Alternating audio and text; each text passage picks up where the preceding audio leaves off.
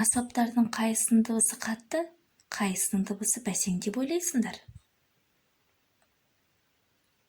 Дыбыстың қаттылығы дыбыс шығаратын затқа әсер ететін күшке байланысты. Дабылды күштірек ұрсаң, одан қаттырақ дыбыс шығады. Сазсырнайды күштірек үрлесең, дыбысының қаттылығы күшейеді. Күш әлсіз болған сайын, дыбыс та бәсеңірек шығады.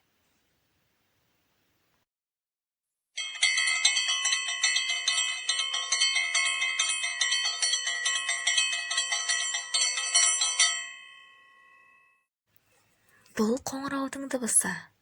Енді ойланып жауап беріп көрейікші. Қоңырау дыбысының қаттылығы неге байланысты болады? Дұрыс айтасың. Қоңырау дыбысының қаттылығы соққы арқылы жүзеге асырылады. Екінші тапсырма. Балалар, сендер қатты дыбыс пен бәсең дыбысты ажырата аласыңдар ма? Көрейікші. Бұл жерде сендерге түрлі дыбыстар берілген. Жапырақтың сыбдыры, сағаттың дыбысы, ұшақтың гүрілі, аттың шабысы, судың сылдыры, пойыздың дауысы. Міне, осыларды берілген тіркестерді оқып шығып, олар қалай естіледі? Байланыстыр. Үшінші тапсырма.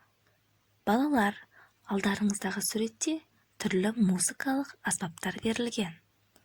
Бұл аспаптардың қайсысы қатты, қайсысы бәсең? Анықтап, қатты дыбыстар, бәсең дыбыстар кестесін толтырамыз.